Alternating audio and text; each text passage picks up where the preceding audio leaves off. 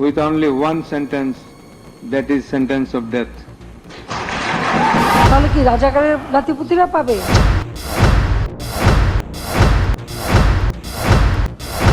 আসসালামু আলাইকুম। Voice of নাগরিকে আপনাকে স্বাগতম।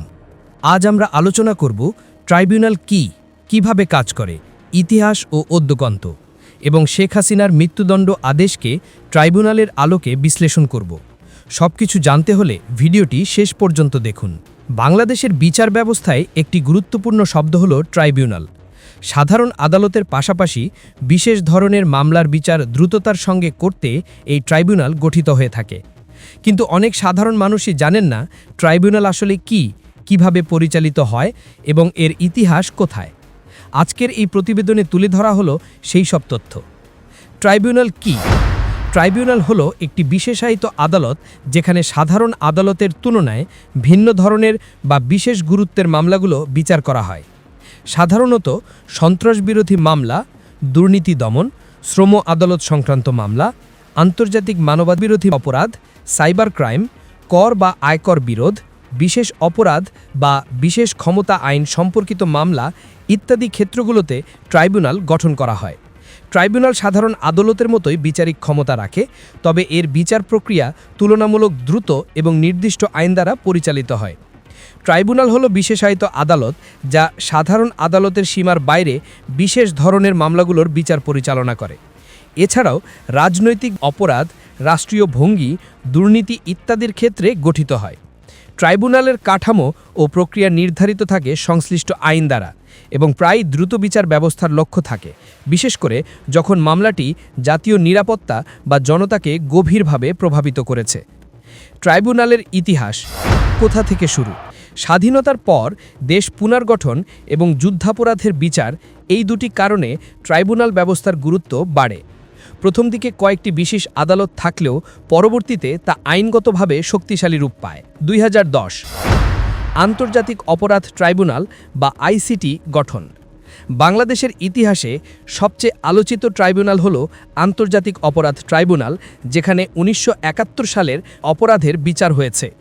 এই ট্রাইব্যুনালের কার্যক্রম দেশের বিচার ব্যবস্থাকে নতুন মাত্রায় উন্নীত করেছে। বর্তমানে বিভিন্ন ধরনের ট্রাইব্যুনাল কার্যকর রয়েছে, যেমন আর্থিক অপরাধ, নারী ও শিশু নির্যাতন, দুর্নীতি দমন, সাইবার ক্রাইম, শ্রম আদালত, বিশেষ ক্ষমতা মামলা। এসব ট্রাইব্যুনাল প্রতিদিন হাজারো মামলার বিচার কাজ চালাচ্ছে।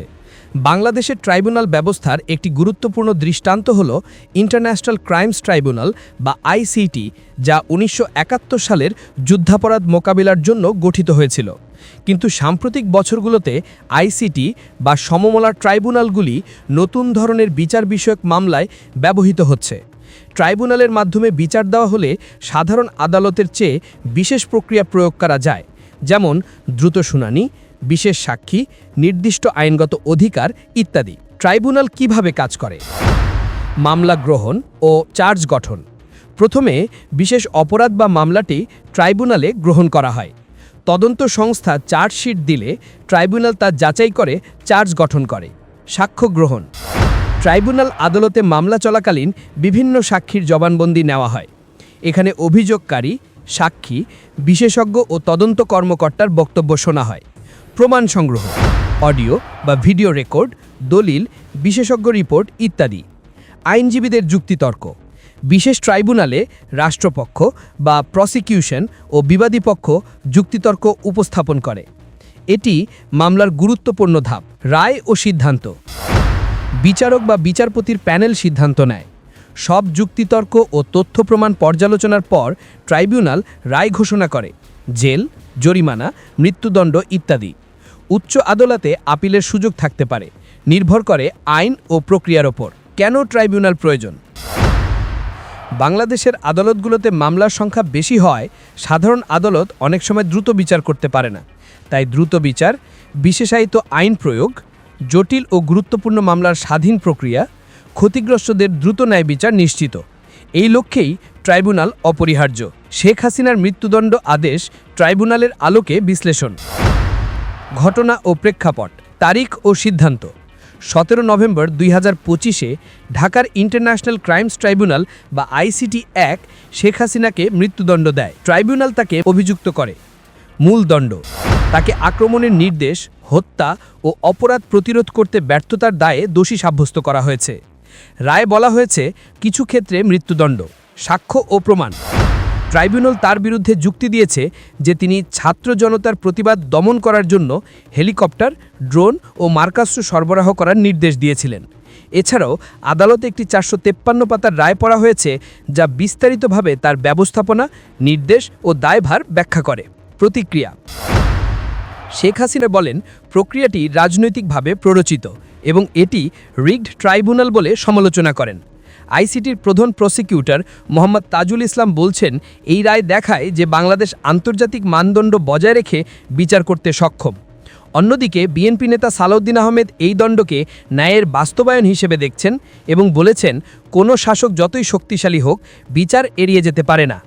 বিশ্লেষণ: আইনি স্বীকৃতি ও প্রাসঙ্গিকতা: ট্রাইব্যুনাল হিসেবে আইসিটি 1-এ ইতিপূর্বে যুদ্ধাপরাধ মামলাগুলি বিচার করা হয়েছিল।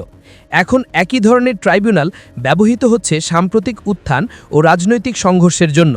এটি একটি সংকেত যে ট্রাইব্যুনাল দেশের বিচার ব্যবস্থায় আরও রাজনৈতিক মামলায় ব্যবহৃত হতে পারে। ন্যায্যতার প্রশ্ন: হাসিনার সমর্থকরা বলছেন যেহেতু তিনি দেশে উপস্থিত ছিলেন না, ইন অ্যাবসেন্সিয়া ট্রায়াল, তার পক্ষ থেকে পূর্ণ প্রতিরক্ষা করা সম্ভব হয়নি। রাজনৈতিক প্রভাব: এই বিভৎস রায় বাংলাদেশের সাম্প্রতিক রাজনৈতিক ইতিহাসে একটি বড় ধাপ। এটি আগামী নির্বাচনের প্রেক্ষাপটেও প্রভাব ফেলতে পারে।